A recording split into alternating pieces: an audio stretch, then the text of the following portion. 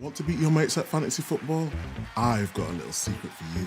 Fantasy Football Hub provides the artificial intelligence, recommended transfers, expert team reveals, and more, all designed to help you win your mini league. Big beats.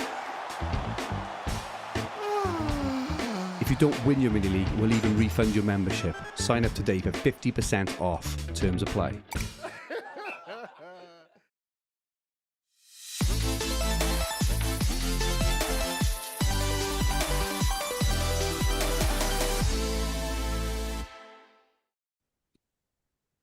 Good afternoon, everyone, and good afternoon, chaps. Welcome to the Green Arrow Podcast, Fantasy Football Hub. We look ahead to Game Week 4. Let's just do a quick mic check to make sure we're working. Adam, can you give me a 1-2?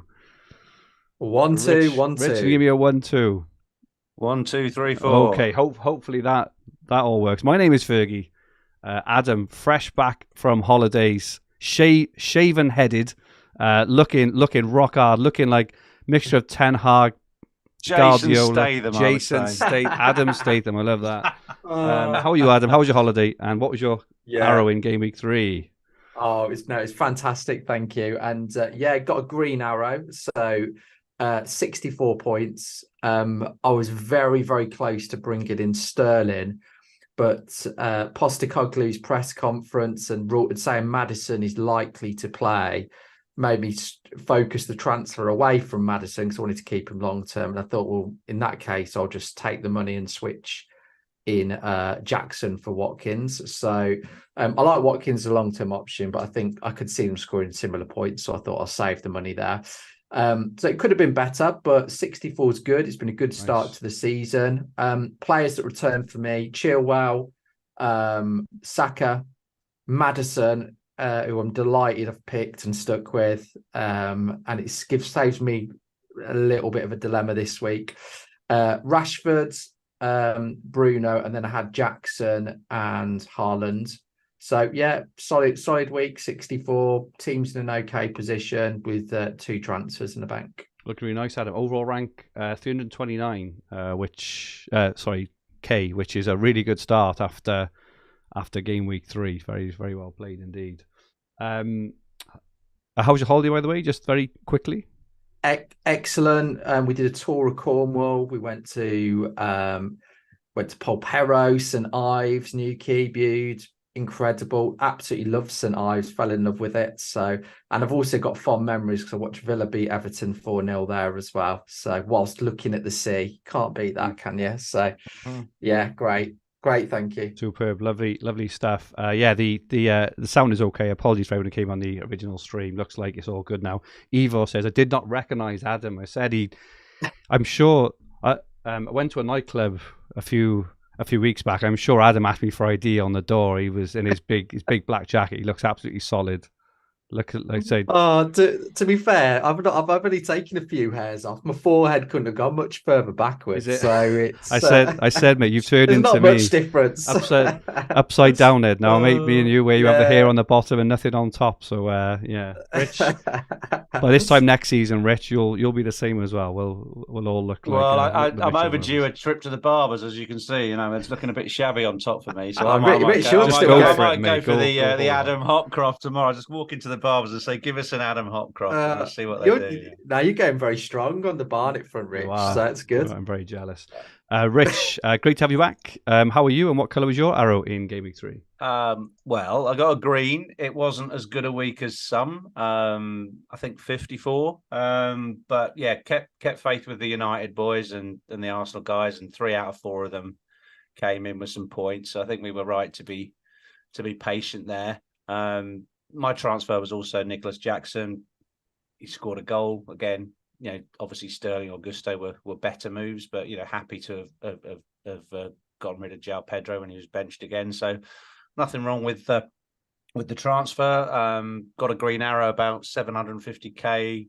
Rank rise just outside the top million. So yeah, it's all right. It's not brilliant, but it's all right. And me 2 free transfers this week. And the mistake I made was I'd blame Bakar for this. He was on the show and he was urging me to be very patient with Gabriel and try and eke it out till I got Trippier in game week 5. Well, that turns out to be a load of old hogwash, didn't it? And basically, Gabriel, I think it's, as I said on Twitter, I think Maureen from block A26 is ahead of him in the pecking order, isn't he?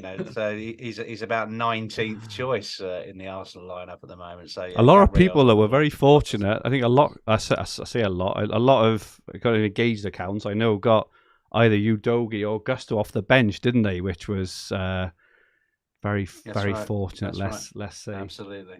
Absolutely, but yeah, I'm all right. It wasn't as bad as week 2, so we're good. I've had one good week, one medium week, and one bad week so far.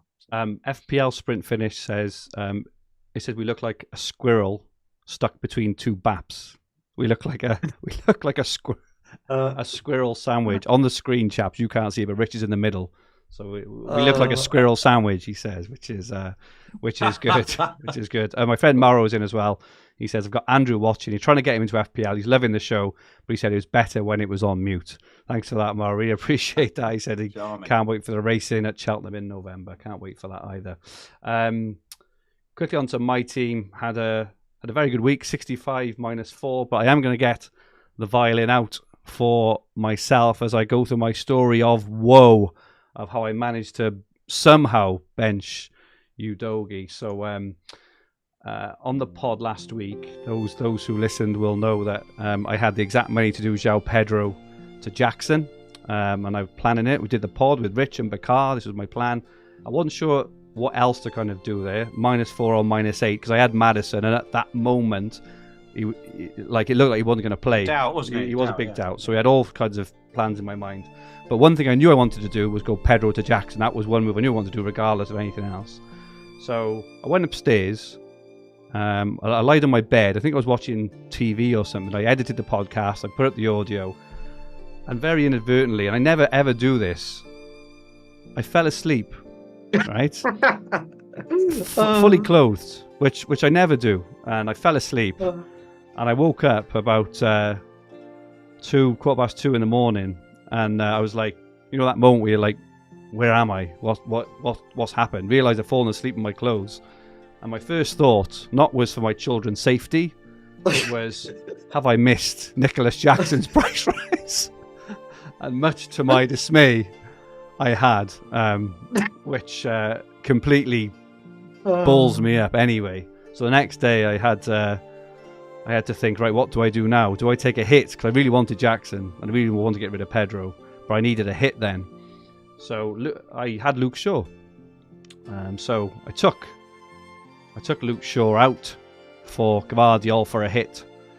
And subsequently, obviously, played Gvardiol ahead of Udogie, which if I'd have made the transfer the evening before, I wouldn't have had to take the hit, and I would have played Udogie. So dropping off for a nap cost me 14 points. 16 points. Well, 16. I had the 2 Gvardiol, obviously, but basically 14 points. So absolute killer there. Saying that, 65 -4. 65, haven't you? Yeah, 65 -4. I've got, do you know what? For the first time in a long time, probably in about 4 years, I look at my team and I'm incredibly happy with my team. I think I'm really well set up. I do think that Maddison, I was quite lucky that he was fit and I kept him, because I know some people got rid of him as well, didn't they? So, but yeah, so that's the story of my week. Hope you all enjoy my woe. Let's move on a little bit, because something which people won't have seen yet. So there's now a mini league analyzer on Fantasy Football Hub, which is really, really cool. If you go on Fantasy Football Hub onto my team and click on mini league analyzer over on the right hand side of mini leagues, you get a league table and Gameweek awards. And what we've got here is the Green Arrow hosts one, which us 3 guys are on. So me, Adam, and Rich, and every week it gives you awards. I know it's not very clear on screen, apologies, but you can go and see yourself. But basically each week there are awards. So this week I won the Tinkerer, which was the most transfers, obviously because I made the 2. Adam, you won the Casual because you made the least transfers. I won the Pep for the most benched points. Udogie, thank you so much for that. Rich, you won the Sheep for the most template team. I won the Maverick for least template team. I also won Data FC for most predicted points. Adam won Lucky FC which was biggest difference in predicted points.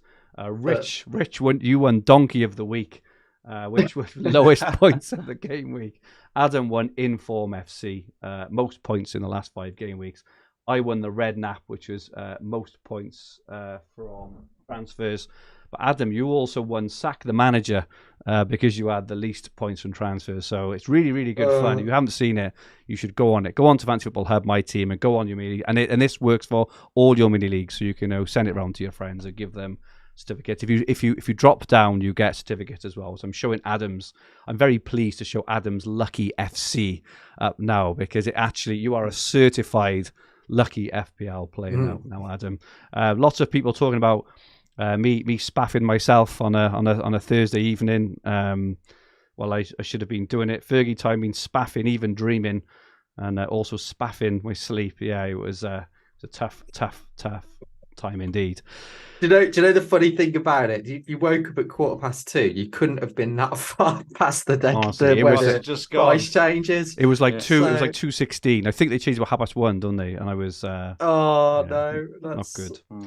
Before we move on to Violin Moments quickly, if you want your FPL team rated for free and want weekly transfer recommendations driven by AI, click the top link in the description below. Go to Fantasy Football Hub to get your team rated.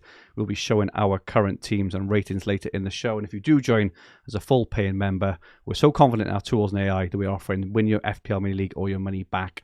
50% offer. That does finish tomorrow. The 50% finishes tomorrow. So if you haven't joined yet and you are thinking about it, you really need to think about it, because after the game week 4 deadline tomorrow, that 50% offer will finish. The last time to join the hundreds of thousands of members on Fantasy Football Hub. Welcome to everyone in the chat. Christian Romeo is in.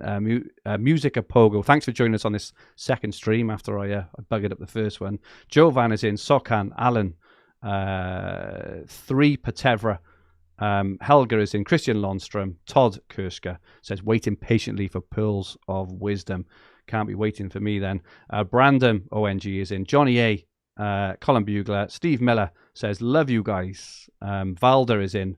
League Saint asks about a problem with air recommended transfers. If anyone has had a problem with them, just reset your team, re-import it, and that will be absolutely fine. Super Tiger is in. Chef AB said, I sold Madison and Bruno. that was one of the Violin moments, selling Madison and Bruno, blimey, and so many more in. Absolutely fantastic Violin. Michael Scott finishes off with Keenan Davis leaving for Udinese. Fergie Wilby said, I didn't see that. Yeah, Keenan, what a guy. So we do have some Violin moments for this week, other than mine. We'll just quickly run through them. Martin Beasley. Bruno took out Bruno for Foden this week. That has to sting. It's just, we're going to talk about this in a little bit, because I had a really good chat with Bakar this afternoon on one of his videos, and we were talking about taking out good players for optimal players, and it was very, very interesting. FPL Sponge says, Udogi benching, gotta hurt the same as me, mate. Really, really tough. Picture the scene says, thought Madison was injured, brought in Umbuemo for him, and Gvardiol for Gabriel. If I'd have done nothing, I'd have had Madison's points and Udogi off the bench for Gabriel. He says, icing on the cake. I'd rage wild.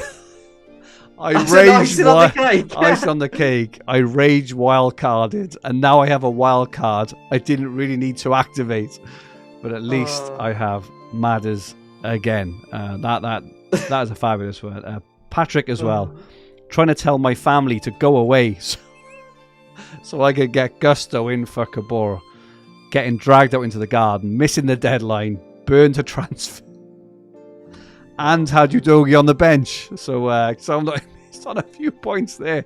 And FPL Witcher finishes off Violin Moments this week. My mate, not on Twitter, it is me league, took a -4 to transfer Evan Ferguson in for Darwin Núñez. That has got sting as well. So, well done. You are all honorary members of the Violin Club. Welcome.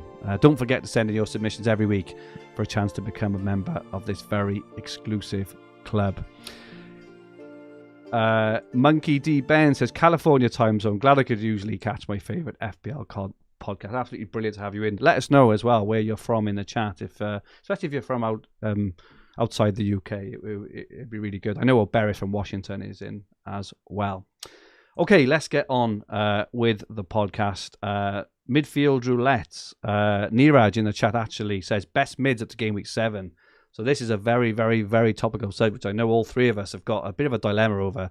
And like I say, we had Bakar. I think Bakar's been on to you as well, Rich. We really need to talk about this because there are a lot of popular options. And one thing Bakar said to me this afternoon, as I said, he said he thinks we'll be taking out good players for optimal players all season because of the variety of so many amazing options. And I actually had a debate with Will this morning from the Hub. We were talking about our algorithm and expected points and stuff, because some of the recommendations we're talking about taking out good players for other good players, and we were kind of having a bit of a debate around, standard FPL play, especially from from your play, Rich, is you leave good players, you be patient with them, but it's hard this season. It's hard. What do you think, Rich? Just on that point. Yeah, it's difficult. I mean, we generally speaking, I mean, my personal situation is my defense is an absolute mess, so I've got to do something but later on that with me. But generally speaking, most people's forward lines and defenses are in reasonable shape right now. They're not going to change the keeper, so you've really only got these high-scoring midfield positions, which is where the high upside is and where the transfers can be and should be spent the most. So right now a lot of us are in a position where we've got decent 5-man midfields already. There are loads and loads of form options, and so we're forced to take out a player either with a good fixture this week or with high potential for another player whose form is even more irresistible. So it is a bit of a dilemma. Normally you'd be wanting to lose an injured player or a player that's not starting, an easy off, to bring in a high potential player with good fixtures, but we just don't seem to have that at the moment. So you could find very much that position you just described in the Violin moments happening. Martinelli, a lot of people are getting rid of this week. You could absolutely smash it against United with Jesus back in the team and stuff like that. So we're going to get some big Violin moments potentially next week.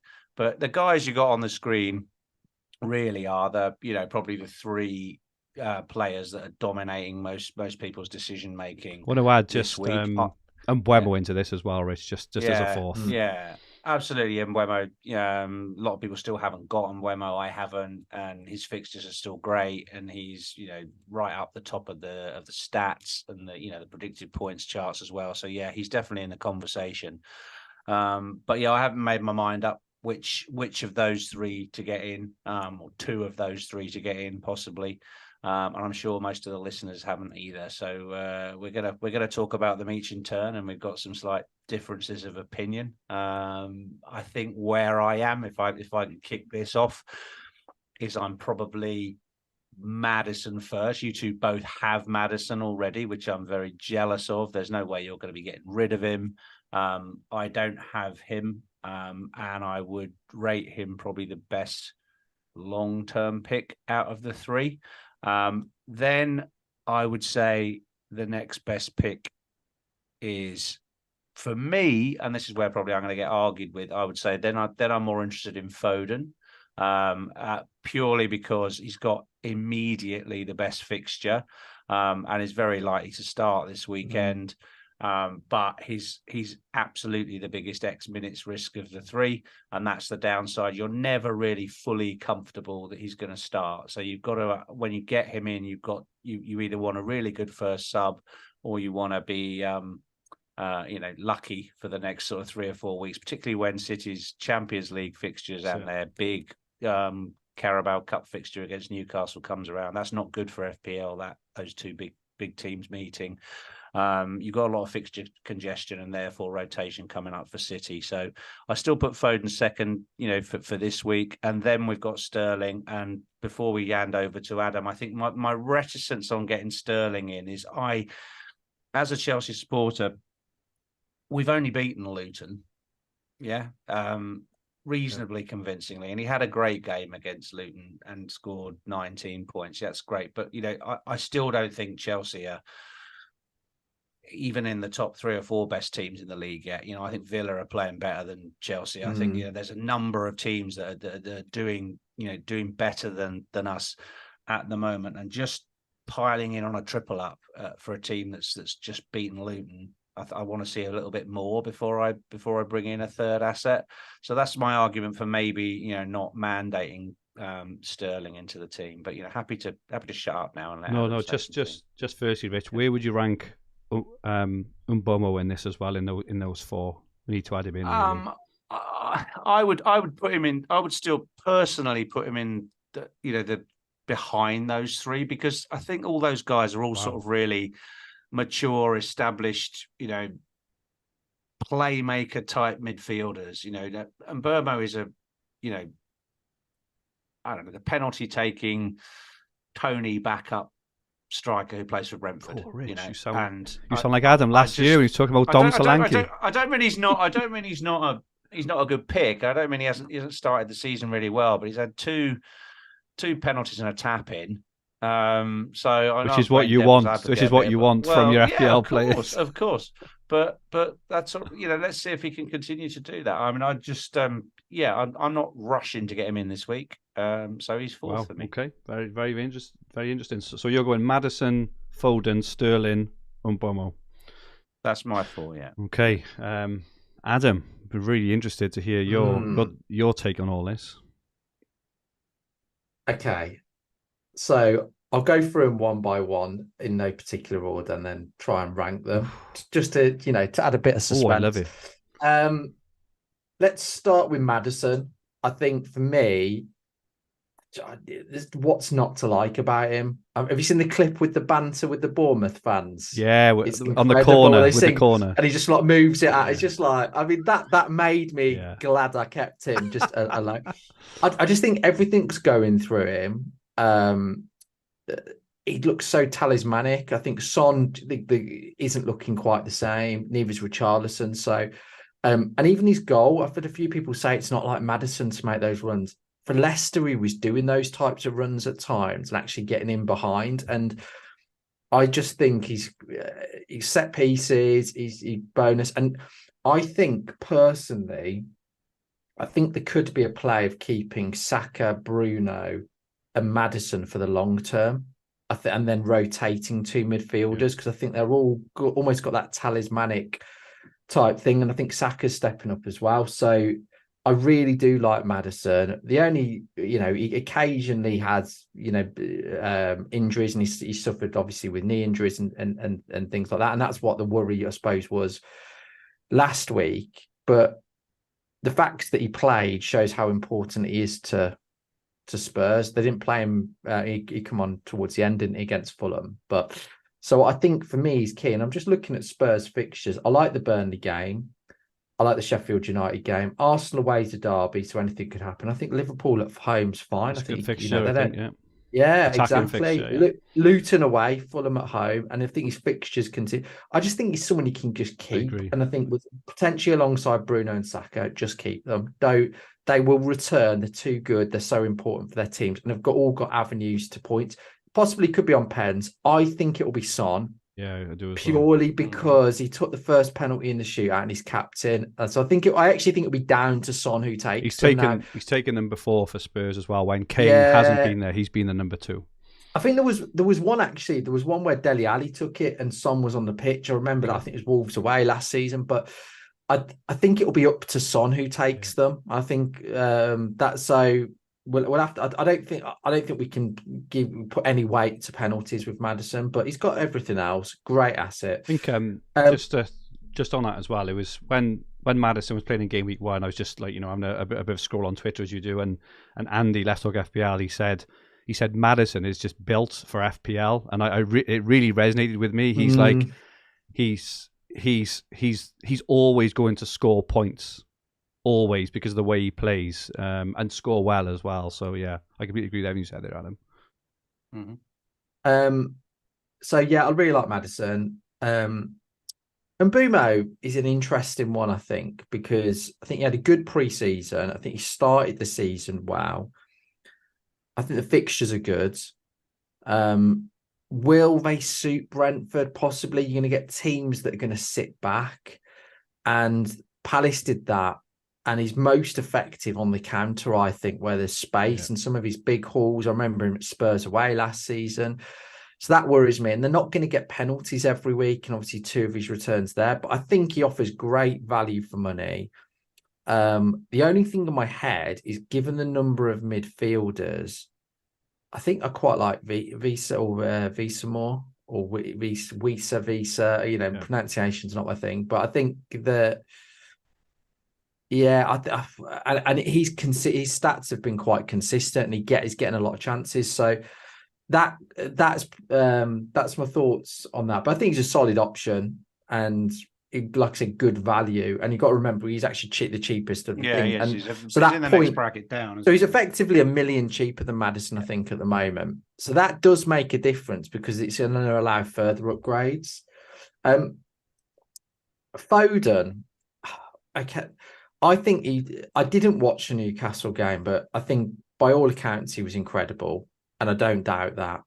I think he's arguably, and there's a few, the most naturally gifted English footballer since Rooney, possibly Bellingham you could put in there. But in terms of actual natural talent, absolutely incredible. His minutes per goal and assist and XGI is brilliant.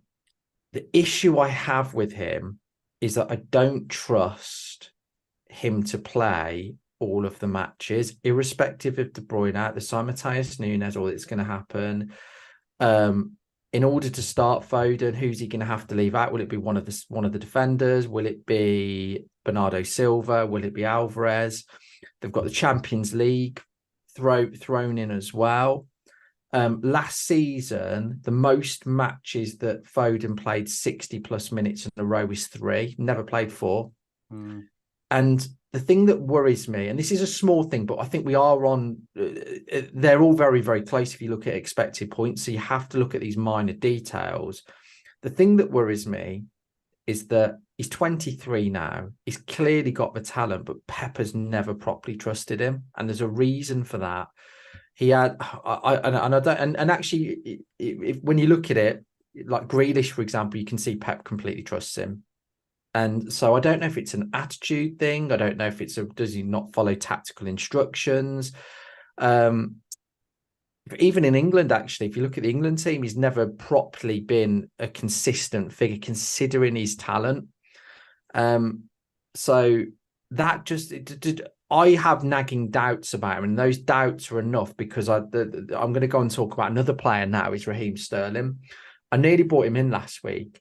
I've got to be honest, a bit like I like Maddison's attitude, but I think I absolutely love Raheem Sterling. I think he is, for me, when you're talking about bringing in players that you like, I like him as a person. I think he's incredibly humble, and I'm not saying all the others aren't, but I think he's had a necessary stick in the media, and I just loved his interview after the Luton game and all the stuff I've been reading about how he's changed his diet. He's not finished at 28. The fact he was really angry with Southgate that he didn't pick him, and you can see how much it means to him. And I've seen clips of the West Ham game. I didn't actually watch it live. And Luton, he looks electric. He looks lighter. He looks quicker.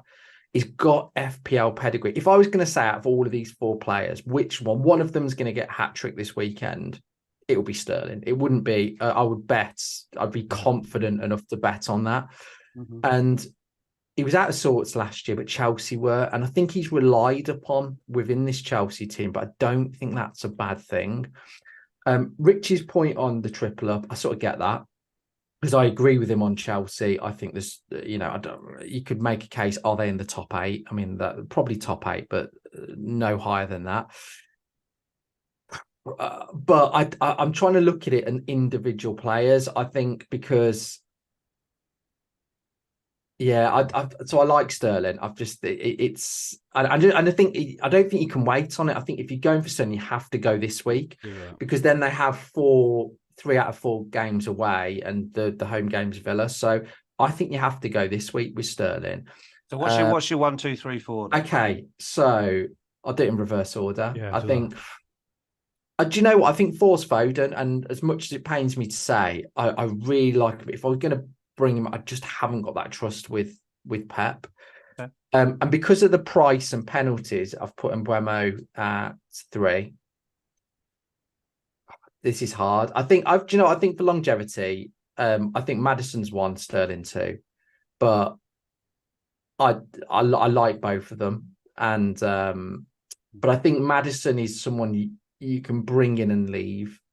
And the good thing about both of them, they've got no European football, whereas again Foden has, and that'll throw extra things in. They've had a tough draw in the League Cup as well. They've got Newcastle, is that right? Yeah. So they may rotate in the league games around that fixture. Yeah, and there's another personal thing, because I'm managing a kids' football team. What I don't want is just before the deadline, and the kickoff's at 10 o'clock on Saturday. What I don't want just before the deadline is to have to be checking my phone to get in last-ditch City news, whether they're clicking off at 12:30 or 3 to see if Foden's starting. I just want to avoid that. So I think I get why people are going Foden. I'm not going to put people off it. He's a high risk, high reward. He's exceptional. He's playing incredibly well. He surely would have started last week. But I completely trust Maddison and Sterling. And I've just got that little doubt on not Foden's ability, just I think he'll play less minutes. So that's and Sterling now has 2 weeks off, doesn't he? He's not been put in the England squad, which is a surprise, exactly. Isn't it? Exactly. Yeah. So it is tough, because you could make a case for and I think there's ones we haven't talked about that you could, Bowen. People might look at the fixtures, but he could do incredibly well against Luton. Let's face it, that Liverpool defence doesn't look brilliant. He scored a brace against City the year before last. So, and they're looking quite good on the counter. And you've got Kudus coming in. How could he potentially positively impact them? So, I think Diaby as well has looked incredibly good, and I'm not too worried about our fixtures for him. But I think given the options, probably best not to. Eze got some good fixtures, looked good the other night, and he's going to come good at some point. So I think there are other options, but for me, Maddison and Sterling, I feel quite comfortable to going with them. Before we go to Fergie, then, if you could, with 2 transfers, if you could bring them both in this week, would you?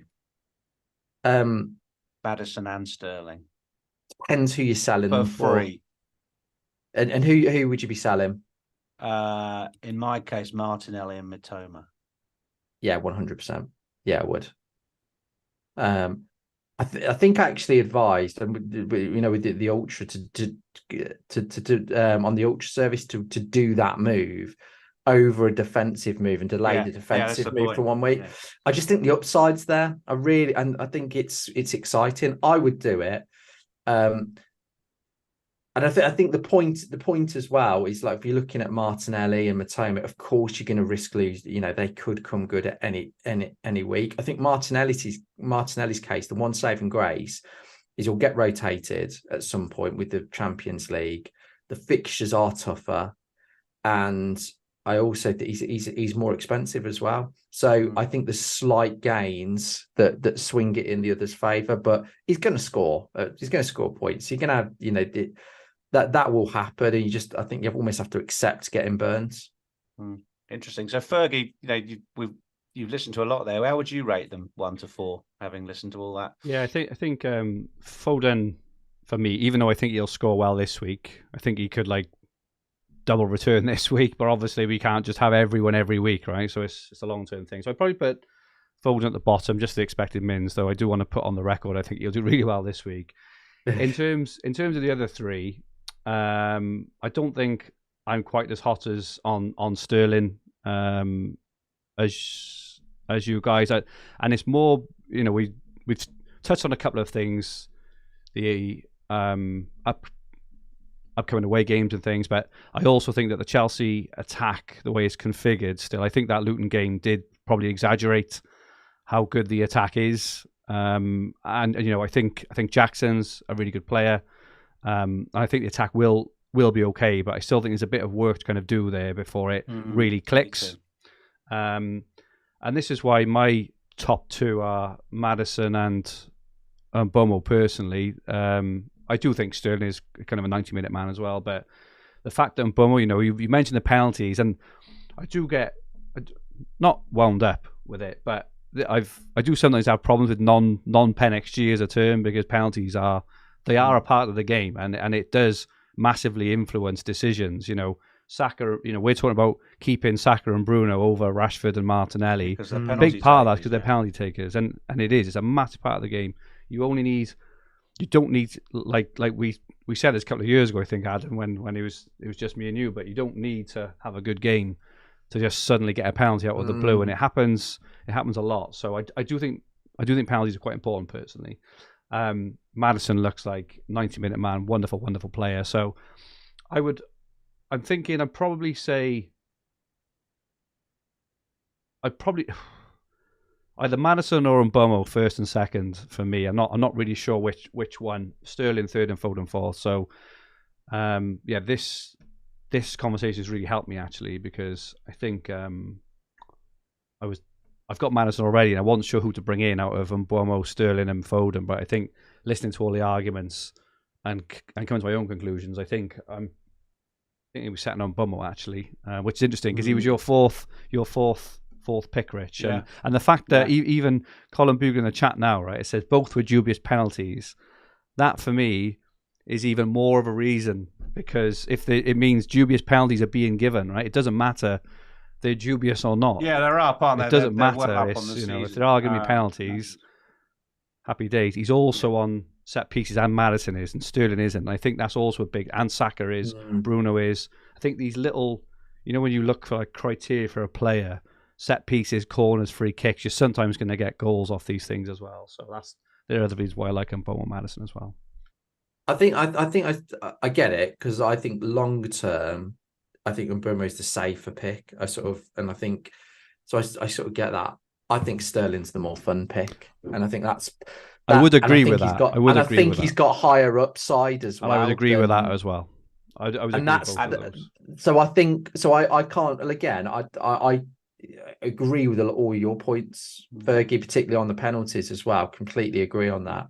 But I just think Sterling is streaky though, isn't he? If you look back, completely. When he's showing form, he does get hat tricks. During the Euros, he hit up some form for England and scored in 4 or 5 matches, and basically, became the best player in the team at that point. And if you look back over those hauls for City, does blow hot and cold. And he is coming into a hot streak. So there's some great picks this week, and I think we're sort of we're trying to.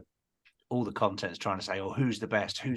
But actually, you wouldn't be surprised if they all double returned this week, would you? Yeah. And Bowen, I chucked Bowen in there as well, and probably a couple of others. But I think longer term for me, Mbomo and Maddison, their fixtures I think are a bit better. I do like Chelsea's fixtures, but I think Sterling away from home, I think you find a bit tougher than being at home to Luton. I do think it's exaggerated his form.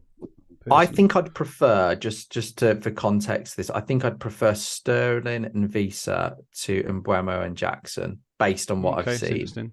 Because I just think Visa seems to hog a lot of the XG. I think, in particularly in open play, and his shot levels have been quite good this season. So, and he takes up a striker position. I think Sterling's a better option than Jackson personally. And I just like I said last week. There's going to be some power 5 midfields this week, isn't there? We're not even talking about Diaby or incoming in the next few weeks. They're going to be another load of amazing options. 7+ midfielders. They're all. And it's really interesting as well, because we're talking about all this, but yet the Arsenal and Man United mids are higher than all these guys for predicted points for the next few weeks as well. And these are all guys talking about taking out. Just quickly on that, I'm really interested in this actually, and I suppose a lot of the watchers and listeners are probably in the same boat about taking players out, taking really good options with good home games, plum home games. Taking them out for these kind of players. Any quick thoughts on that before we move on? Yeah, I mean, I think if you're going to rank the players out, there's lots of people out there with Bruno, Rashford, Saka, and Martinelli, right? That's probably the most common 4-man midfield setup at the moment. I would say ranking them in order of departure lounge. 1, Martinelli, 2 Rashford, 3 Saka, 4 Bruno. Maybe I'd agree with that. order. I'd agree with that order. Bruno's stats are amazing, and because of the pens, I think him and Saka are locks. Rashford's that little bit more money and will release money to do something else with, like upgrade a defender, bring in Trippier in game week 5, maybe get Wisser as a third forward, and all these things you can do if you sell a £9 million striker.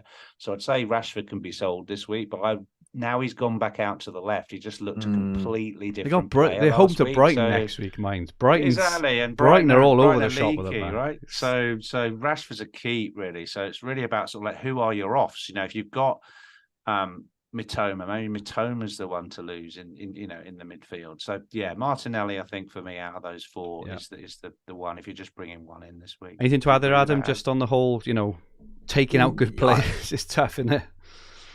Well, we've listed how many good midfielders there are, so I think we're gonna have to do that at times. I mean, taking out Watkins last week, that was an example of taking out a good player. So I think we're gonna have to, and I think you have to look probably for on the balance. So, for example, price differences. So, can it fund other moves? Yeah. Fixtures. Which one's got the better fixtures? So, like if we look at Watkins and Jackson last week, for example, it's similar to what Martinelli and Sterling this week.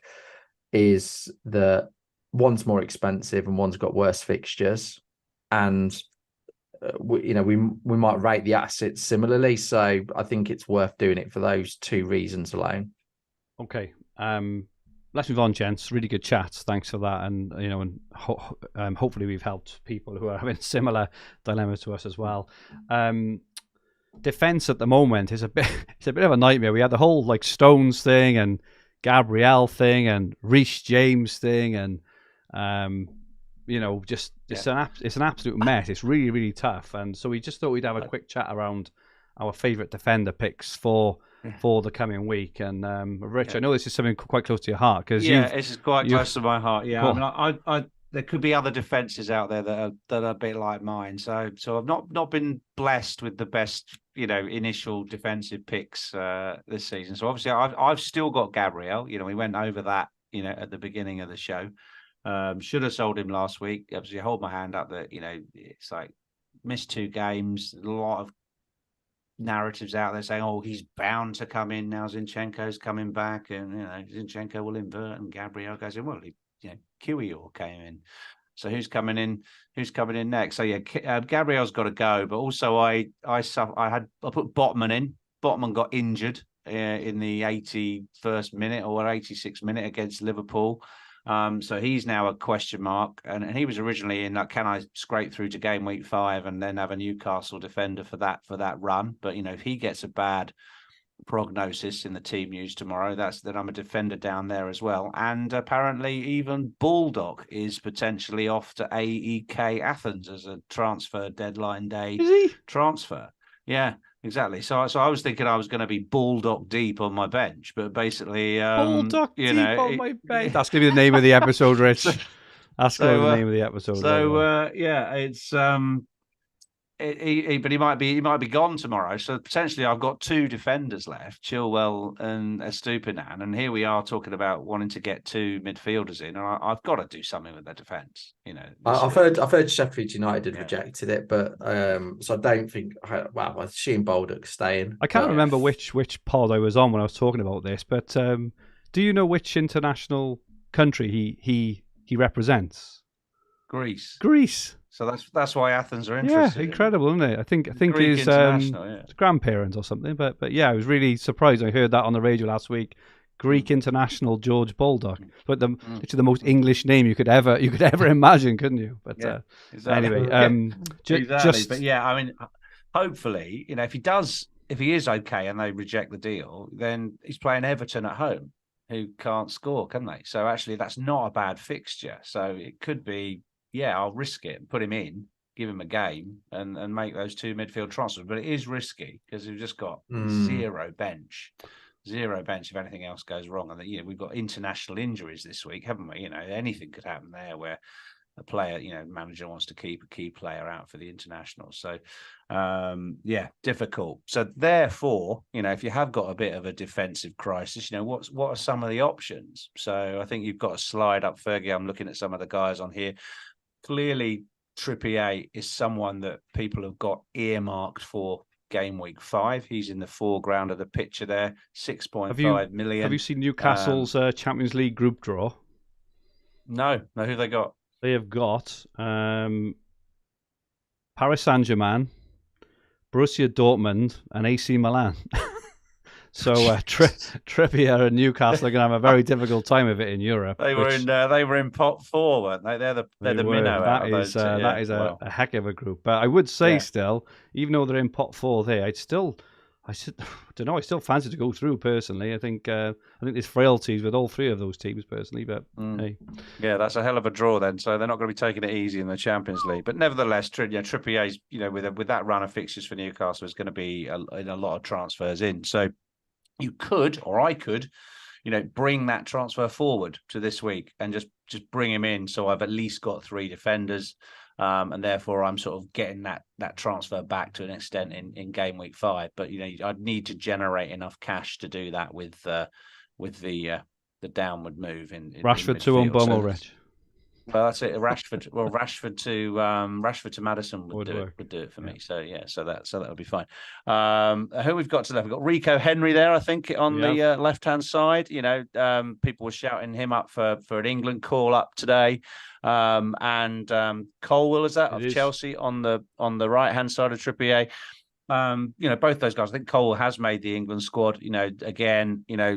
These guys are 4.5, 4.6 million. Great value, great fixture run. Certainly up until the wild card that would come in for a Gabriel or one of your other stricken defenders. And then if you want a City asset, I think you've stuck 2 City assets up in the fridges purely because they are statistically the best defense in the league by miles.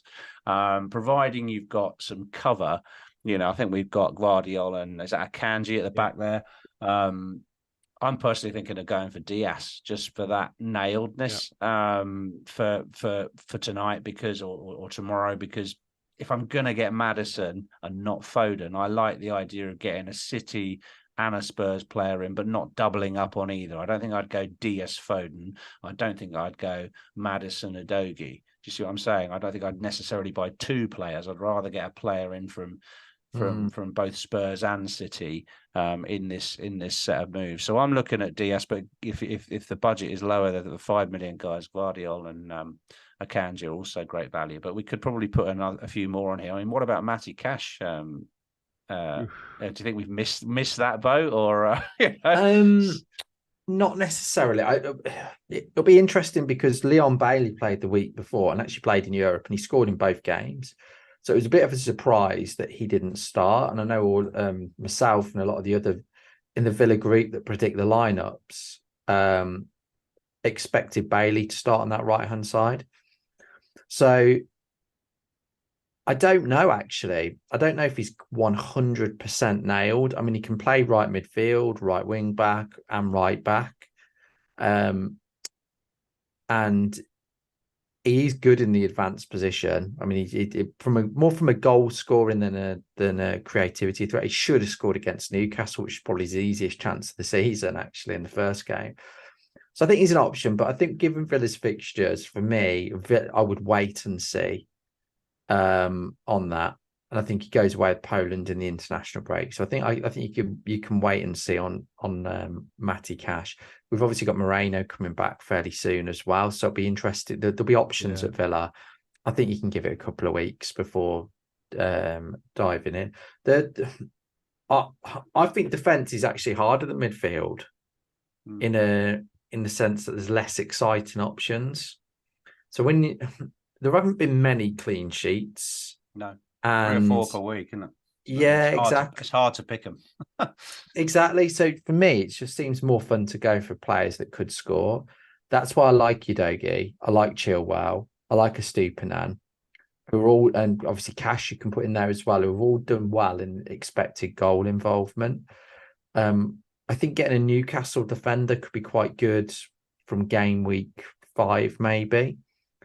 But City, again, I think you can go there, possibly even double up, which would then at least one of them should start if you go for 2 of the centre backs. I don't, because they're cheap enough to do that.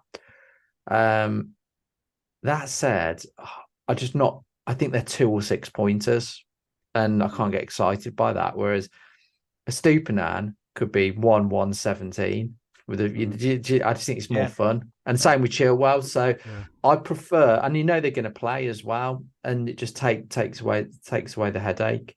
So and I know I've seen a few people selling Saliba, but I think I'll probably end up keeping him because I like, possibly even long term, because I like the Everton and Bournemouth fixtures for him, because Arsenal, particularly last year, were very good at keeping clean sheets on the road. They have already against Palace so far. So I think they'll both be, you could see them both being clean sheets. And I think once they get past City, they've got a nice run of fixtures. So I think if you're not wildcarding in game week 8 or 9, it's quite a good one to keep, in my opinion. I think the one that I've got my eye on, because I'm going to potentially be making a defensive transfer. I nearly started with him, was Udogie, and everything I've read, he's just lived up to the. He's been absolutely hype. As a Spurs fan, I probably watch him a bit more intently than most. And what a footballer! What a footballer! Not just as an FPL asset, he's a wonderful player. He's got so much confidence, hard tackler, great runner. He nearly scored the week before against United, I think it was. Got the assist this week. My only concern was whether he would keep his place, but if they're gonna, he's all right now. But if they're gonna play the back four, I think he's fine. He's rock solid. So yeah, he for me is he was my Fergie as a punt last week. Came in clutch, 12-pointer. Come on, first one of the season. But he's in my squad, and I'm really happy with it.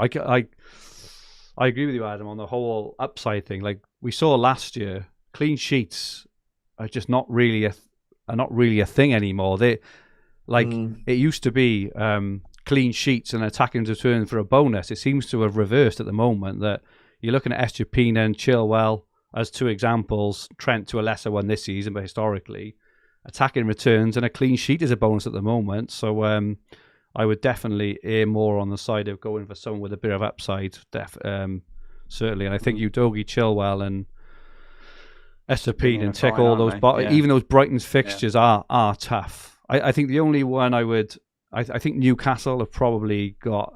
I can see them keeping clean sheets. I just think Arsenal have got a fragility about them at the back. Man United have, Man City have, and they've got 0 attacking upside either. Even though they've got the best XGC, they just keep conceding these goals. Like, how long can it go on for? So I think those 3 in Newcastle, a Newcastle player, Trippier or a Shah. Shah's got good goal threat. Look to be the top 3 or 4 for me going forward. We were going to just touch on Wildcard, especially for those asking. We're not going to go into it in a lot of detail, because I probably wouldn't have thought. Well, I know it's to say to advocate a Wildcard, but I still think the template is pretty strong. And I still think, like, if we look at the Hub AI Game Week 4 generated Wildcard team, it's pretty much the template. I'll just run through it just for those who haven't seen it. But it's Sanchez in goal. I know he's not template with Turner on the bench. Defense of Chilwell, Gvardiol, and Estupinian.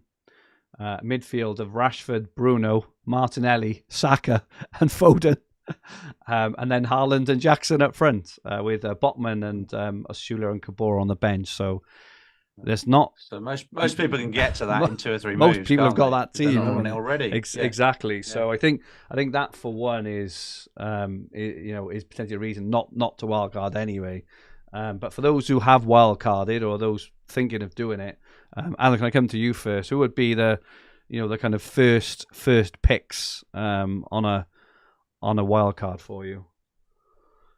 Wow, I think, like everyone, you'd have Haaland, wouldn't you, in there? Be hard to go against him, I think, at the moment.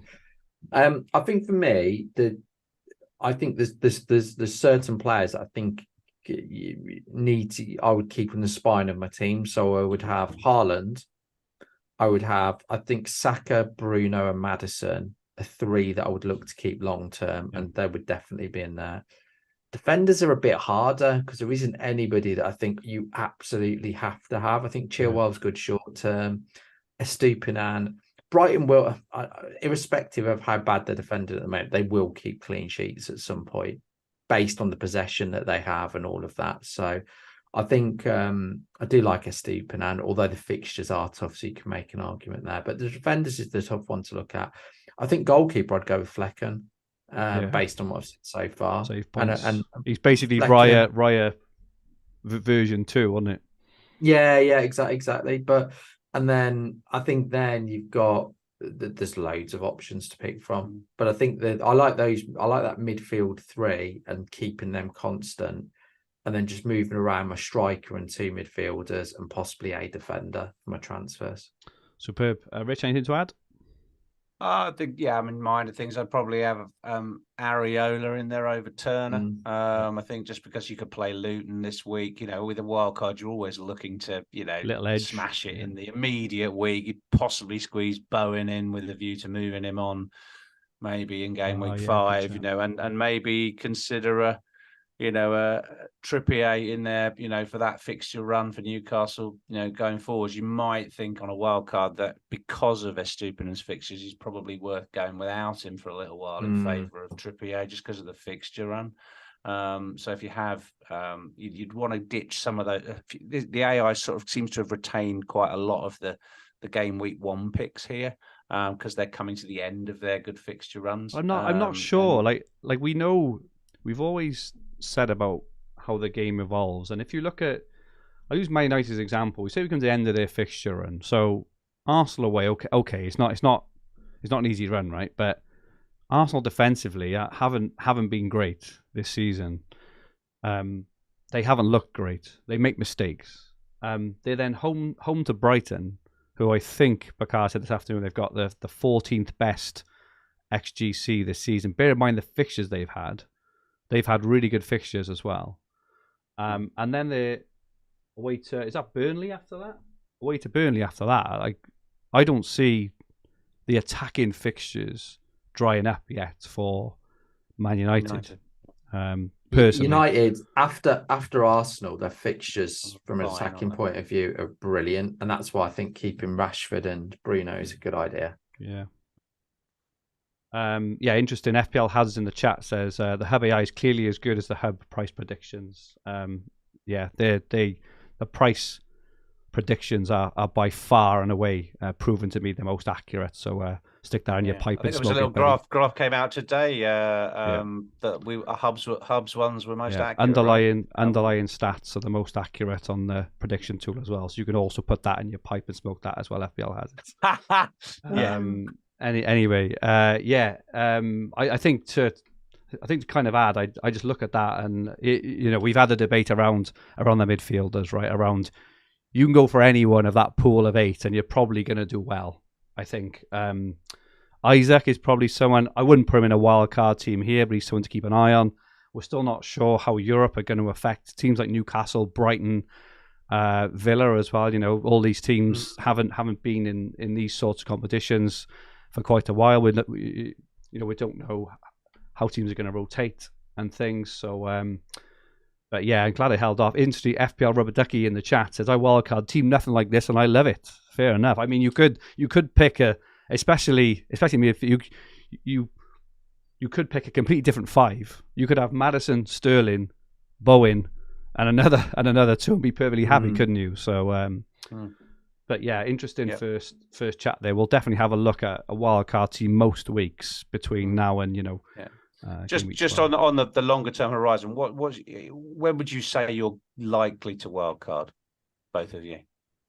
I haven't. Go on, Fergie. No, you go first. I was just going to say I haven't looked specifically, but for the first time in a few seasons, I look at my team now, and normally I've got some kind of inkling, but I've got zero inkling. I think I've got a good team. I wouldn't say ahead. I know Adam loves my thing about being ahead of the curve, but I've kind of already got Maddison, Udogie, Gvardiol, So I think they're going to be popular moves for the coming weeks. I haven't got Mboma, which I'll be bringing in this week. So I kind of look at my team as a whole and think I'm really happy at the moment. Yeah. So I need to probably have a little bit more, look at the fixture swings and bits and pieces like that. But at the moment, it won't be for a while yet. Yourself, Adam?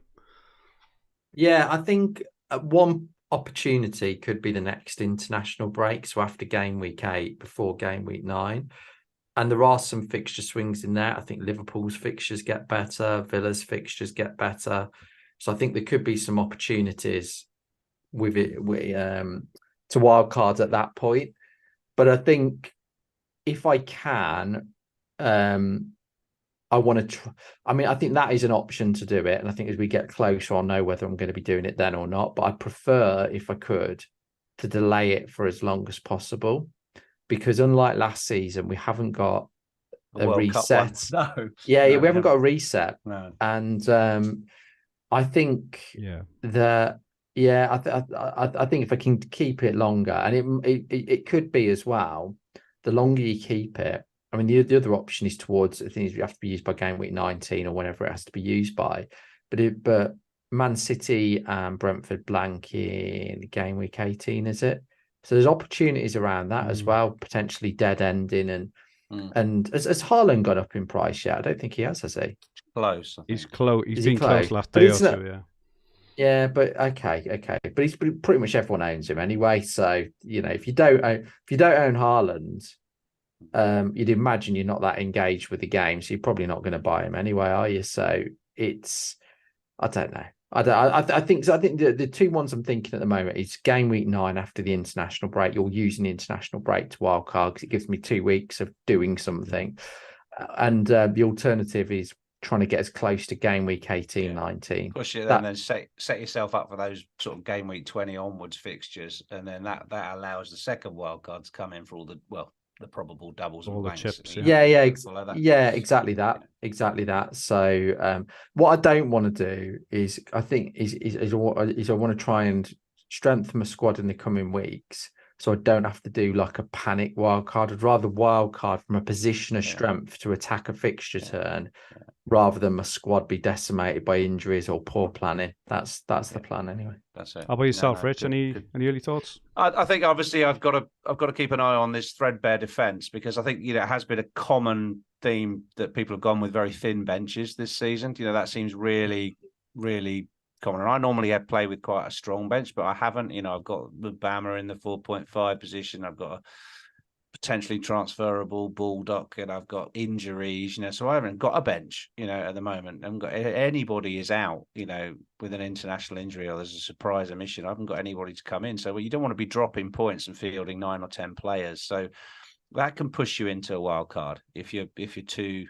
gung-ho with upside transfers. So I think keep the team healthy. You've got to go back to basics with these things and keep the team healthy. And I do want to go long. I definitely want to go long because it's a long season. We have got 1 chip less, and I prefer it that way, because it's a carefully planned and managed team will be strong at the end if you've got those 2 wild cards in the last 20 weeks to use. So that's me. But I think it's a bit early to be wildcarding because the template's doing pretty well. Waiting for the text tomorrow evening off Adam just before the deadline saying, guys, you won't believe I've just wildcarded, which is what he did a couple of seasons ago. Nah, that won't be happening. That won't be happening at all. We're not going to dwell on this, but the best captain for the game week, the best striker in the world potentially against the worst top flight defence we've ever seen is it's pretty obvious. We're going Watkins. Yeah, Watkins, exactly. Yeah, that's right. Particularly with Liverpool without Richarlison we're going for, mate. Yes. Without Van Dijk, and Canate. Good shout. Nothing to really add there. Vice, any quick? Who's your vice, Adam, so far? Don't really matters, to be honest. But... My vice will be my transfer. So let's potentially you may have just ruined it there, Rich. But Rich, yourself. I think I'd probably I'd probably put it on Saka just because he's on penalties and he's got a home game. I'm not sure I'd vice it on Matt. I'm probably going to bring Maddison in, but I'm not sure I'd give him the VC away to Burnley. He's away. Somebody said his away record in like his last 20 away games, he's got like 18 attacking returns. It was something ridiculous like that. Okay. All right. Okay. Well, maybe I will put it on him then. I don't know. Yeah. I heard it. I was like, wow, that is good. Yeah. I normally like the VC to be a penalty taker. That's all, just in case. Yeah. Fergie is a punt. Not the first time I've heard that this week. Game week 4 to game week 7. So I did go for Udogi last week, who's been my first returner. Havertz has got one more week to return for me for my game week 1 pick. And Enzo Fernandez missed a penalty. Adam, you missed that. I picked Enzo, got the penalty, which you said he might, and then bloody missed it. Brilliant. And then I picked Udogi last week, which is the first one. But this one, it's not really a punt. This is more of an under the radar player. This one, I saw this week, even though he hasn't had any attacking returns yet. I think he's had either the most or the joint most shots so far in the league this season. People who own him have been selling him in droves. We haven't talked about him since the start of the season, really. But I'm backing Eberechi Eze to come good in these next few weeks. They have got some spanking fixtures. Home to Wolves, away to the defensive shambles. Villa. Home to Fulham, away to United, and home to Forest. And I think Eze is going to get 4 returns in these next 5 games, especially because he's looked excellent. He's had a lot of shots. He's on set pieces. He's on penalties. Just hasn't gone his way yet. So I'm going for Eze. Just on Villa, won 8 home games in a row and he conceded 2 goals, none in open play. Just put it out there. So maybe fair enough. I wouldn't. Maybe that one. But But I think I do like the Eze pick. Can't argue with it. And I think you'd hold him if you owned, would you? You'd hold him if you owned. Yeah, I would. I would. Though he's been superb. If you look at his data, I'm sure he's had the most shots out of all players all season. Yes, 16 shots, same as Haaland. He came on in the Carabao the other night when they were 2-0 down and got 2 assists in like 6 minutes or something. And he is going under the radar. He's been sold in droves. 7 shots in the box. He's looking good. So he is my man. Let's have a look at our teams for next week. Rich, what are your plans? Okay. Going to bring in a mid. Going to sell Martinelli. And almost certainly going to bring in Maddison. I think watched a lot of content today and yesterday. Been very helpful. This show's been very helpful in crystallizing that. So he's my number 1 target, and I'll sell Martinelli for him. Then I will wait for team news, because I need team news on Botman's injury status. I need transfer news on Baldock, as to whether or not he's staying. If both those things are in my favour, I may well play Baldock against Everton, which is arguably Sheffield United, one of Sheffield United's best fixtures. So at the moment, put him in and punt for the clean sheet, and then that would allow me to do Mitoma to Sterling, and then have a power 5 midfield of Bruno, Rashford, Saka, Maddison, Sterling, which would be pretty awesome, wouldn't it? Very nice. Jackson and Haaland up front, and a threadbare defence and no bench, and then limp into the international break. But the upside of that sounds better than doing Gabriel to Diaz, doesn't it? I'm with you on that. Gabriel to Gvardiol, I could shore it up, and then you find that they're not playing. He just doesn't see. I could get Udogi, but he's away to Burnley. A defender away. I don't know. He said that last week when they played. Well, that's right. But if Sterling smashes it, that's going to be one of the most popular transfers of the week. Millions of people will have jumped on him now, and I'm going to lose 10 to 15 points on all of those people. And I just think, if I can cover it, I can cover it for free without hits. I've got $1 million in the bank. I can cover it. So that's tempting. But I need three healthy defenders.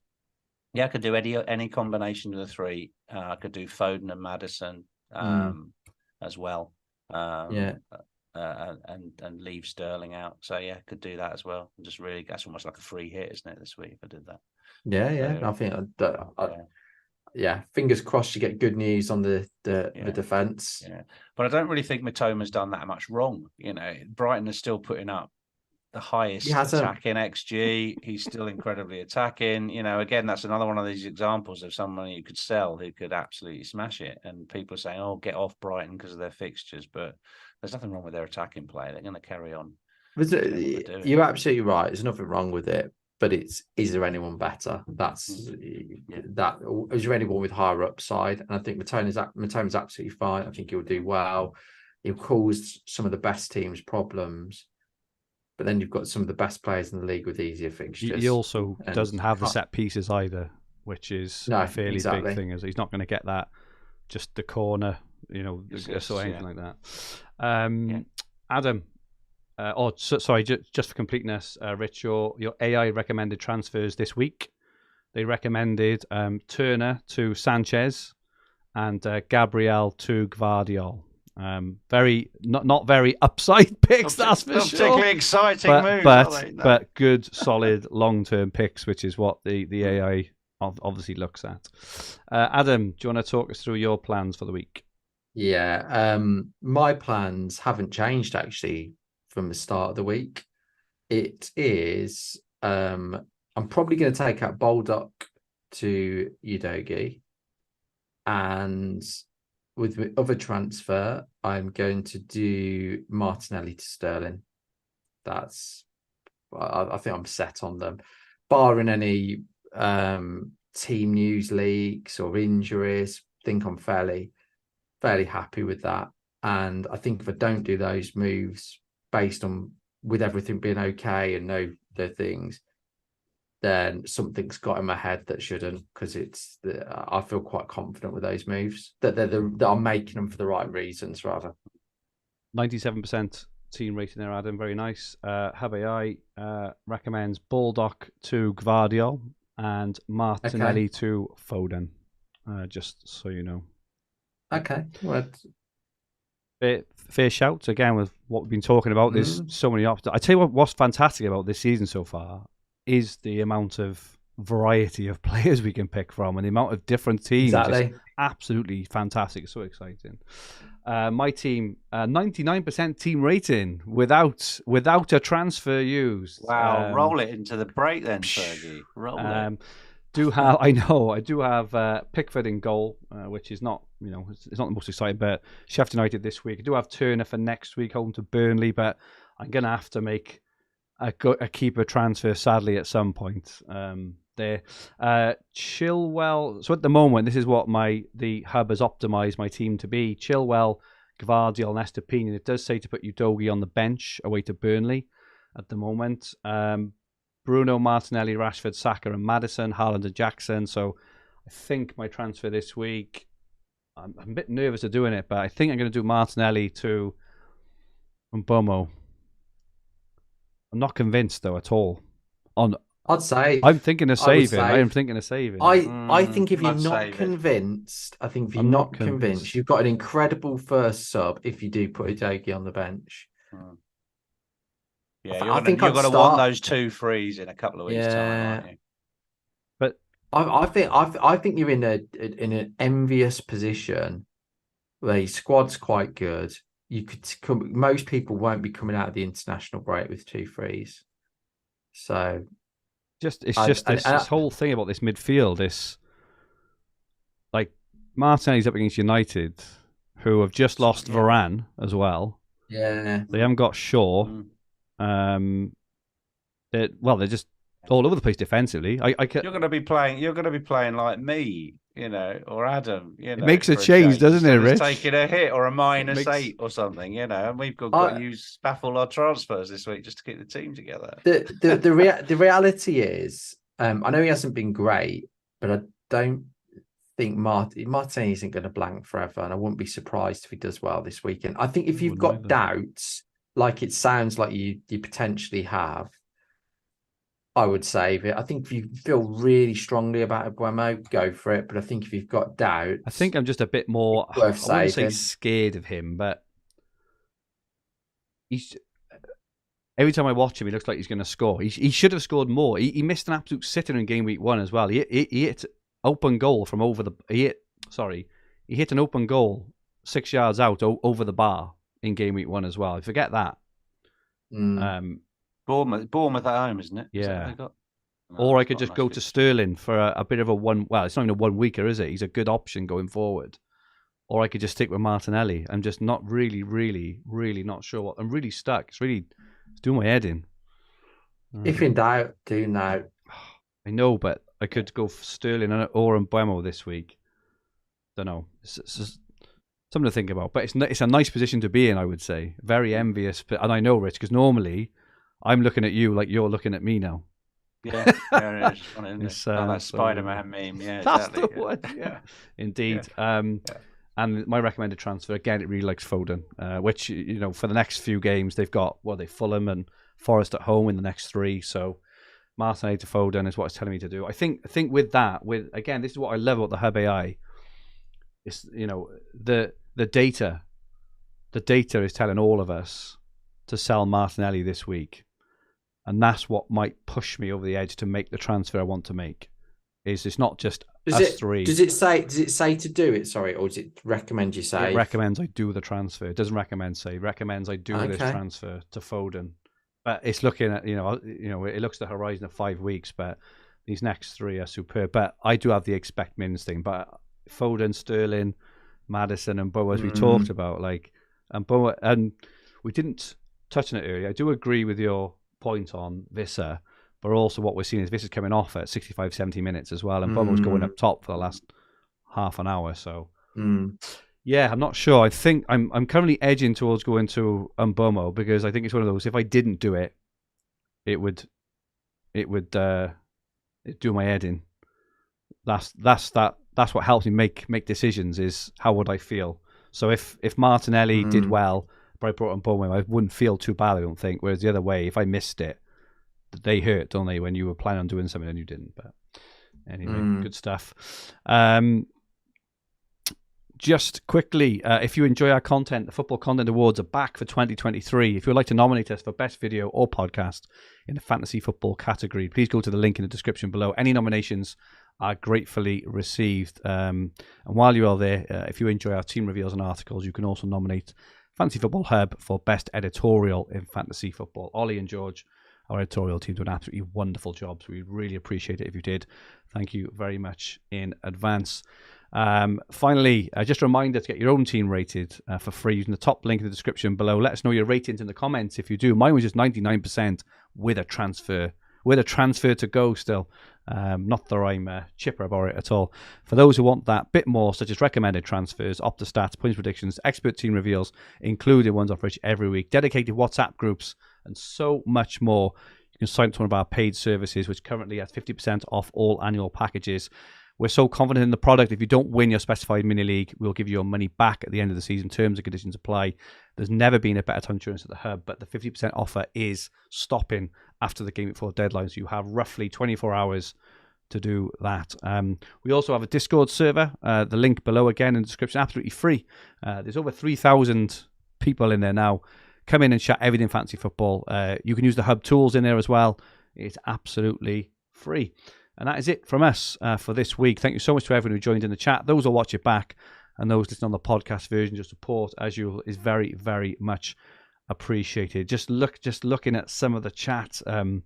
Ron says, Fergie, listen to your friends. Sit tight.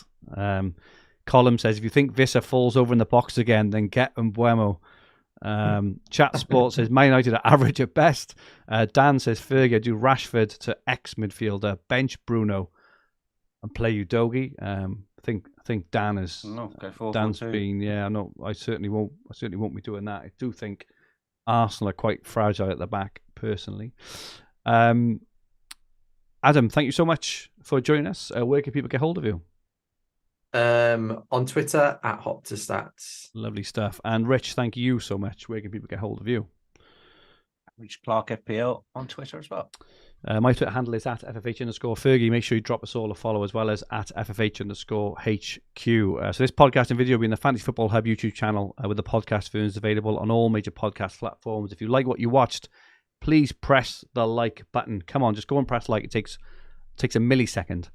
Remember to subscribe to the channel in the bottom right-hand corner of the screen. If you enjoyed your listen, please rate the podcast. Leave us 5 stars. Leave a comment. We'll be back in 2 weeks. International break next week. Enjoy the break. We'll be back in 2 weeks, previewing Game Week 5. What's going to happen ahead of Game Week 5? Who's going to score the hat trick this weekend? Adam, I know who you're going for. You're going for Sterling, aren't you? Yeah, I'm going to stick with my boy. Rich, who's going to score the hat trick this weekend? Ireland. I'm going to go for. I think it's just, I'm going to go for Foden. Big one. Yeah, let's push the bar out, Rich. Let's try and be inventive and creative content. I think it's just exactly. No, I think he will get a hat trick this weekend in Fulham. That's why I want Foden. In the meantime, have a fantastic weekend. I'll enjoy the international break, and may all your arrows be green. Good night, all.